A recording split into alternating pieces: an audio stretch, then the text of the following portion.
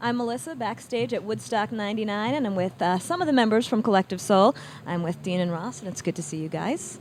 Nice. You are one of the few bands who have the honor of being both at Woodstock 94 and at Woodstock 99. Why don't you tell me some of the highlights you guys had at Woodstock 94? Gosh, 94 was just watching a lot of cool bands. The Friday, we played on Friday, and we got to see some very cool bands. Saw King's X and Blues We Traveler love live. King's X, The whole experience was great. I mean, for us, we were a new band. We'd gotten signed 6 months before that, and we'd been playing for like 400 people in small clubs around the country. And then all of a sudden, we were fortunate enough to be able to play Woodstock in front of 200,000 people, and it was pretty amazing, amazing experience. I think a lot of the smaller bands or emerging bands are kind of looking at you guys as one of the success stories from Woodstock on 94. Were you completely terrified when you went out there? That whole time period was a whirlwind. It really was. We had just been signed recently, like February of that year. Right. And then in July, we're playing Woodstock, and we had our record had just went gold. So it was like crazy. I think we were too Whirlwind. naive and ignorant to be too scared anyway. Yeah. Why? I mean, what were you... Just because everything was so new, and it was an exciting time for us. It still is, of course. Yeah. But it was just like Ross said, it was so much was going on. How do you think you guys have changed in the past 5 years, both musically and then in addition to that, are you a little more jaded? Are you a little more... Not maybe. I mean, sometimes I see jaded as like maybe a negative word, but I think we're.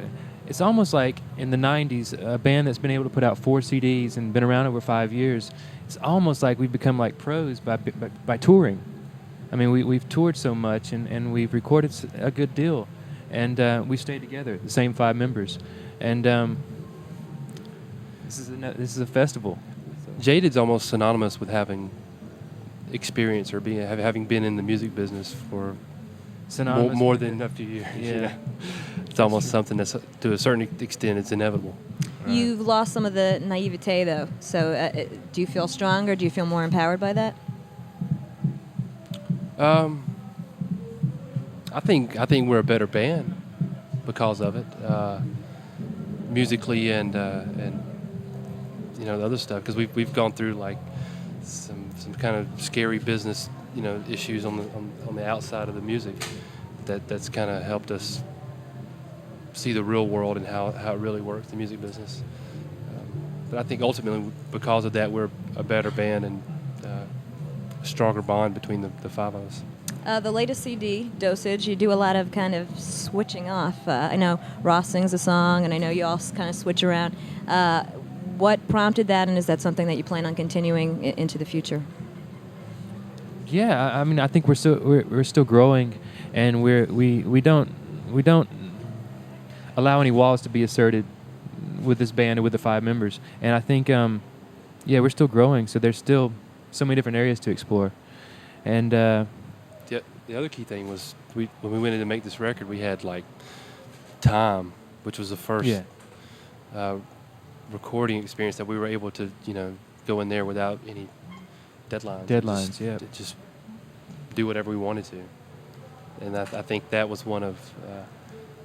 the luxury of time was a very cool thing for us, for the studio, because we were very comfortable in the studio, and it really was. The first time we had like 6 or 8 months just to turn any knob we wanted to, so it was really cool. This is more of a question for Dean, but having your brother in the band, I spoke to Lit about this. Do you think that's a grounding thing for you? If when you start getting successful very quickly, you know each other's crap. So, is it easier to put each other's egos in check? Yeah, and that carries through with the whole band. We've grown up together. Everybody. We went to high school together. Oh, really? All of us. Yeah. So it's definitely something that carries through the entire band. Okay. The theme of Woodstock 69 was peace and love. What is the theme of Woodstock 99 in your opinion? Come on, you know what it is. No, you have to tell me. What is it? It's the green stuff, man. Come on. Yeah, It's the money. I don't know. It's the money. ATMs. Yeah, come on. ATMs out there. Come on.